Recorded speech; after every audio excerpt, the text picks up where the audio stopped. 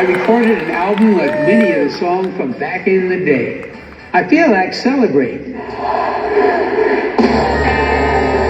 Well, you know, my favorite thing to do is performing live, playing my songs for an audience. It's such a special feeling when the love goes out from the stage and then it comes back tenfold, rolling back up to me. So honored that you know these songs. Thank you. Well, in 1967, I decided really that I should get more organized with my songwriting. So I went down to a local drugstore and bought a little binder and some paper, stuck it in there. I brought it home, and the very first thing I ever wrote in this book was the words, Proud Mary. Well, sometime in the summer of '68, I found my honorable discharge from the Army on the steps to my apartment house. And man, I was overjoyed. You know, this was right in the middle of the Vietnam War. And I ran in the house, picked up my Rickenbacker guitar, and started strumming some chords. And pretty soon I was singing the words, left a good job in the city, working for the man every night and day. Well, of course, I was talking about the Army. I started to wonder about, well, what's this song going to be about, you know? So I picked up my book, and the first thing I saw was Proud Mary. And I realized, wow, Proud Mary could be the name of a riverboat. Okay. And I finished the song, and I realized, wow, John, this is a classic. You've written a classic.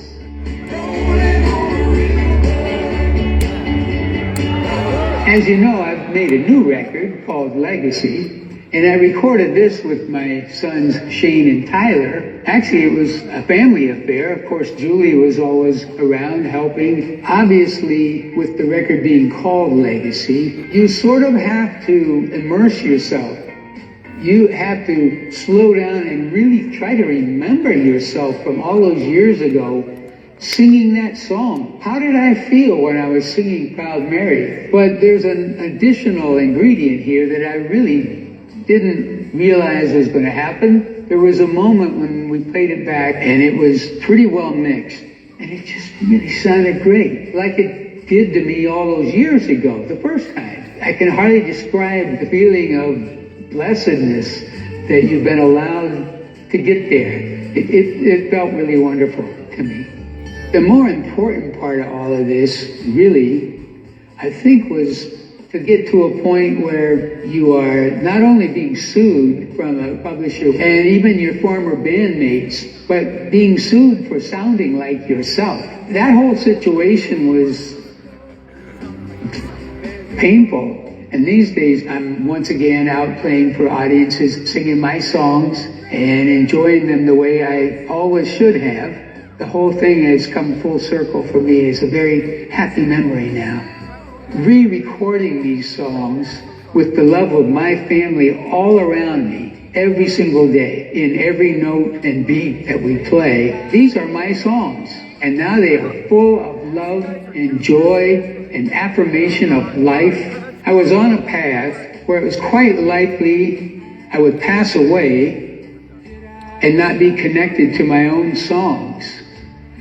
By having my songs come back to me, it means that I am the one who now controls their destiny.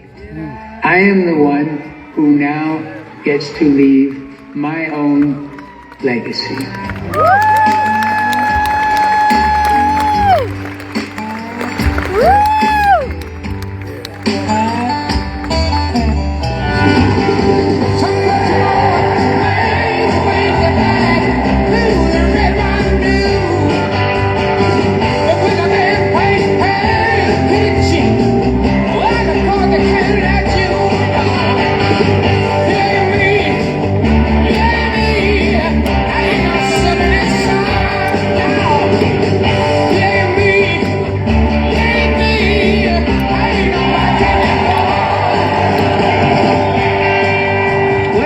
It's been, and I'm going to keep celebrating my music.